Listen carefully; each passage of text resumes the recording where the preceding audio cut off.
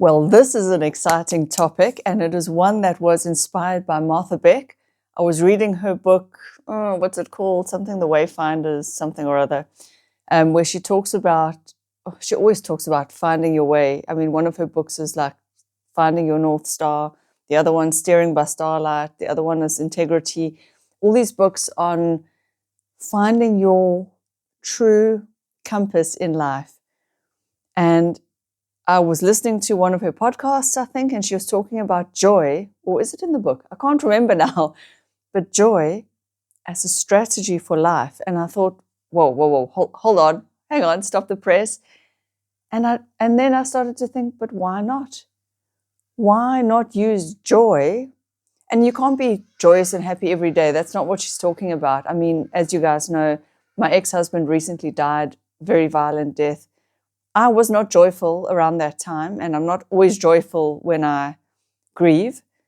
But even in the grief, I know what she means. There is the undercurrent of joy, meaning a peace with what is, and this like true nature feeling.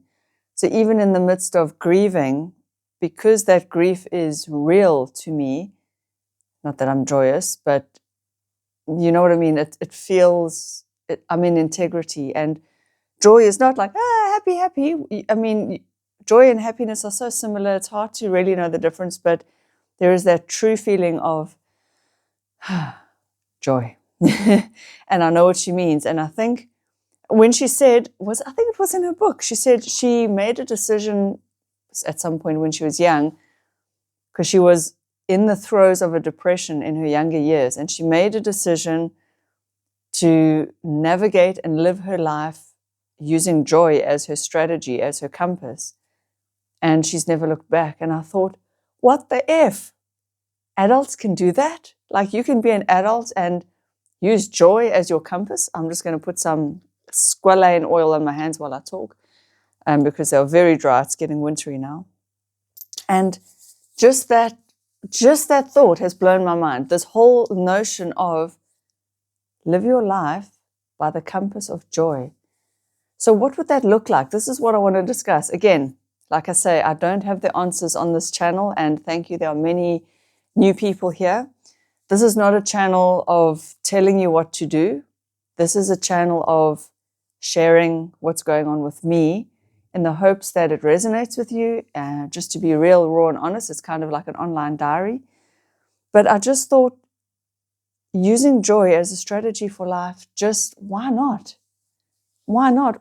All the other strategies are no better, and they just lead to misery and anxiety, and most humans are running around stressed and miserable and anxious and upset and cross. And you just look at people's faces in their cars. I mean, that's something I used to do. I still do it from time to time in the morning traffic. You know, as the cars are sort of creeping past each other, if you're stuck in a queue of cars, you just see everyone's face in the mornings. They're just driving like this, grumpy. And you think, shame. Why are we all so miserable?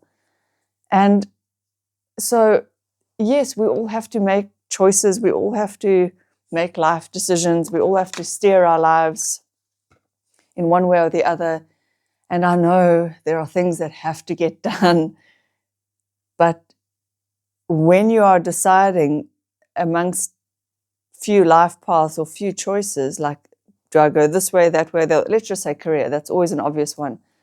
Why not use joy as your compass? I mean, we often will use money and success and status as the compass, and that's also fine. That's fine. But what about money and joy? What about the career path that you do feel would most bring you joy? Because isn't that what we think money is going to bring us anyway? You see? So when we reach for money, success, the big house, the car, the holidays, all the things, it's because we think we are going to feel joyful. It's because we think when we are comfortable and secure, we can then relax and be joyful or peaceful or at ease. What about trying to take a more direct path to that by actually saying, which choice will make me feel joyful? And it's something that I haven't done successfully in my life. So I'm not, like I say, I'm not the guru here, but this idea has so intrigued me. I've been thinking about it and thinking about it for the last few days, because as a mother, I would want my son to steer his life by the compass of joy. That's what I want for him. Therefore, why am I not doing it? And if I don't do it, I can't show him the way.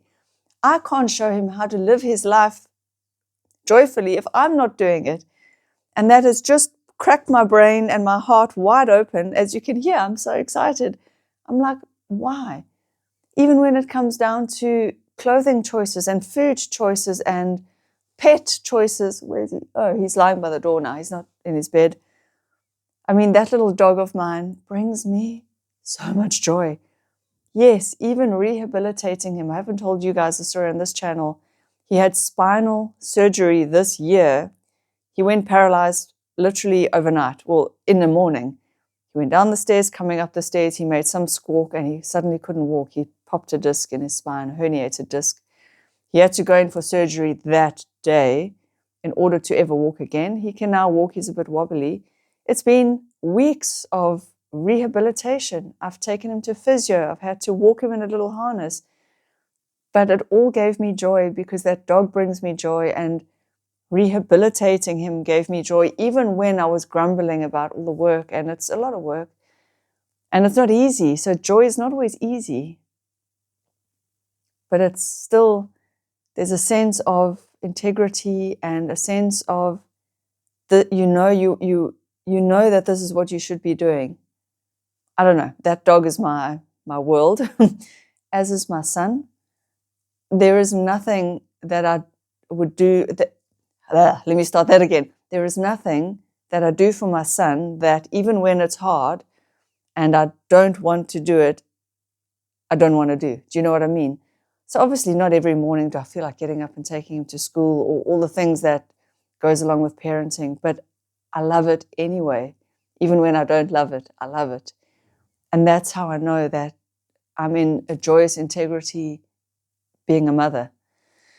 So if I know how it feels in these two areas of my life, how can I continuously find that feeling when now I am searching to create some kind of a career that doesn't even exist really? Although, speaking of a career that doesn't exist that would bring me joy, this is exciting. I've already opened up on this channel. I've floated the idea to you guys that I am a professional listener, or I am offering professional listening services to you guys.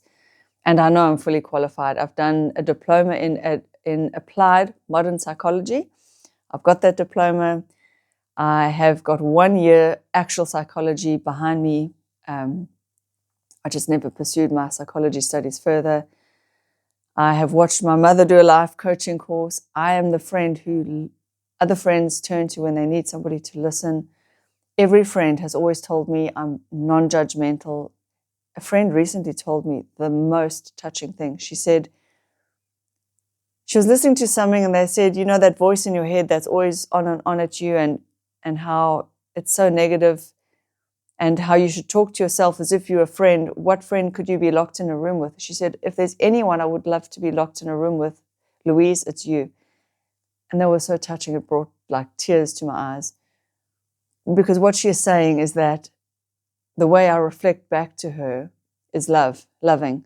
Anyway, so I've floated this idea to you guys of me being a professional listener and you could book a session with me. And I thought, why don't I just Google or ask like ChatGPT, is there such a thing as a professional listener? Turns out there is. And there's a term called professional confidant. And that's what I would love to be. And it's a thing. And I didn't even know it's a thing. I thought I'm coming up with this new idea, but obviously there are billions of people on the planet. Anything you can think of, somebody's already doing it. But it turns out there's no qualifications needed. Something like my diploma in applied modern psychology is perfect for that. So I would like to tell you guys that I am qualified. It's usually more about what you can bring from your heart, from your insides. and I know it's perfect for me. So basically, just to let you guys know that you could actually think, what job would I, in theory, enjoy if I could just magic something up, and see if you can do it. Why not? Usually the people who are so enthusiastic about something, for me, are more valuable than the ones who have all the qualifications. Do you know what I'm saying? So, like Martha Beck, her enthusiasm just bubbles over and spills over. And I thought, why am I not thinking about joy in my life? Because I've watched my dad and my ex-husband, both of them pass away with no joy in their life. Miserable, in bad spaces and head spaces. And I remember at the time thinking, and right now with my ex-husband thinking, what a waste, what a waste. He had everything going for him, but he couldn't see it. He could have lived in joy, but it's the mind that keeps us trapped. And we are the only ones who imprison ourselves by all the shoulds. Okay, and culture. Cultural norms imprison us. Society imprisons us because it tells us, do this, go to school, get good grades, go to university, then you can get a job, then you can work 40 plus years, then you can retire, then maybe you can relax, get married, have babies, be a good girl, don't speak up, don't get angry, don't rock the boat, just be a good wife, a good girl, and your husband will support you, and then you can relax and have a good life, and then you too can retire and go on a cruise ship. You know, it tells us these things, but not all of us want that. And I think most of us would like a little bit more freedom and creativity in our lives and a bit more adventure and exploration. And why are we all running around miserable and judging each other and trapping ourselves in our own mental boxes? Look, I know why. I can see why. But I am here today to just offer you this alternative idea. I'm just floating the idea of, could we, and I think we could, use joy as a life compass? And again, not woo, happy, happy joy, like this instant pleasure kind of thing. Or you can in small moments. I'm not saying also throw away all pleasure. I mean, for example, I don't know, let's think of an example. Should I have a piece of chocolate? I mean, there's a small pleasure. Is it joy though? Maybe, maybe not, depending on how much chocolate you've already had. Because I guess the point I'm bringing about the chocolate is that lately I've been emotionally eating quite a bit of chocolate. I'm not in a good life situation. Now, that's not joy when you're just kind of eating your emotions. But does chocolate bring me temporary pleasure? Yes, it does. And is it okay? Yes, it is. But that is not like a joy compass guided decision. That's more of an emotional, let me just have a little hit of pleasure. And those are two different things. And like I said, I don't have this idea fully fleshed out and formed. But again, if it would be something I would want for my son, and I would want him to live his whole life thinking, what about joy? How can I experience joy while I'm on this planet? Because we are on this planet for a very short space of time. We don't know how we got here, and we don't know where we are going. We think, I mean, obviously there's near-death experiences and stuff, and we think we know what comes after. But we don't know. We don't actually know for a fact. We have ideas, and some of them are wonderful. But the fact is the human doesn't know. But while we are here, why make it more miserable than it has to be? You know? Because here's a fact. Misery will come. Life is hard. Life is difficult. That is the nature of life. You look at nature, at animals. I mean, my dad dragged me to all these wildlife nature reserves. I watched poor Buck getting swiped down by leopards and hunted by cheetah and killed by lions. And I have watched animals rip flesh out of other animals while they were still alive. I've seen the cruelty of nature. And we say it's cruel, but it's just, that is life. I mean, floods, droughts, disasters, earthquakes.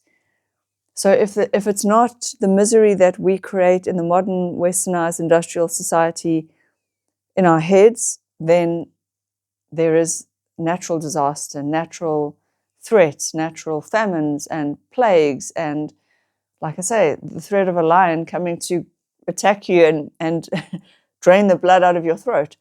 So life is difficult. It is uncertain. It goes in seasons, ups and downs, comes in waves. It is scary. It is our nature to be on alert and fearful. But if you watch buck or gazelle or, the prey animals, they are super chilled and relaxed until they sense danger, and then they go on high alert. Whereas human beings can live in the state of high alert all the time, and that is a problem. Prey animals, when they sort of sense that it's safe, they relax. They do. They relax, even though they're always listening. Oh, there's a bird. Oh, wow. Amazing birds outside the window here. Sorry, I'm getting distracted. They've got these long tails and they're very pretty. Anyway, you see, those are animals of prey that I'm watching who are in joy. Birds are always singing and chirping and joyous. And you watch puppies play and you watch little baby animals springing around and playing. It is also our true nature to seek and find joy. And I just don't want you to forget that. And I don't want to forget that. I have lost my joy. I'm not going to lie. Over the last couple of years, I've lost my joy. And I have lost my true north. I've lost my compass. I have lost touch with the truth of me. And I don't even know what that is. And I would like to find it again. And I think probably that's why I started this channel, was to have a space where I could just express my true self in whatever form or shape that takes. And I don't even know who she is sometimes, because you get lost and caught up in surviving and money, got to make money, got to survive, got to keep the lights on and keep everything going. And I've got to prove to everyone that I'm okay and doing okay and that I'm a success and that I'm going to make a success of my life. And I have to be something that I don't even know what people want me to be, but I've got to be it. And we can never just be real and say, I actually don't know what I'm doing. And I'm actually a fuck up. And I've made a fuck up of my life. And that's okay. I've actually come to realize I have made love life fuck ups, big ones, and that's okay. Who cares? It doesn't make me a bad person. It doesn't mean that I've fucked up my whole life. It doesn't mean that I can't even give relationship advice, because making mistakes has taught me things. I have learned and grown from every mistake I have made. And I know I've learned and grown because I'm that kind of person who reflects, as you can hear, a lot on my mistakes. And I know the mistakes I've made. I know where I went wrong. Maybe not fully. That's why I'm going to see my psychologist today. But I can give relationship advice in as much as that it pertains to the mistakes I have made. And we all make mistakes. Every single one of us. No one can live a perfect life. No one. No one can do life perfectly. No one can be the ultimate success. That's just not how life works. That's not how a human evolves. It just isn't. There's no one. Show me a person who's just had smooth sailing and has evolved into like a well-rounded human being. It doesn't happen. You will make mistakes. Life will come and bite you in the butt. Things will go wrong, and yet you can still find joy, I think. So I float this idea out to you. What do you guys think of living a life guided by a moral compass or an internal compass of joy? Because Martha Beck has actually created her life, and she seems very successful and like she's doing okay. And she's chosen joy as her guiding force. And if one person can do it, it means that the rest of us can do it. And that is what I'm taking away from her books at the moment, is that if she can do it, so can I. Why can't I make life choices based on joy? Why not? Do I have to always make them based on this is the right thing to do? This is the smart, the wisest decision. Sometimes when you do that, it's fear-based because you are so afraid of the worst outcome. And then you end up locking yourself into a life that doesn't bring you joy and you're miserable. It might be the safer option, or what you thought was the safer option, to keep you safe, to keep things comfortable. But then you are miserable, so what was the point? You feel constricted, you feel constrained, you feel, I have to get up every day and do this thing, and it's drudgery. To me, then you may as well, it really isn't, it's not worth living.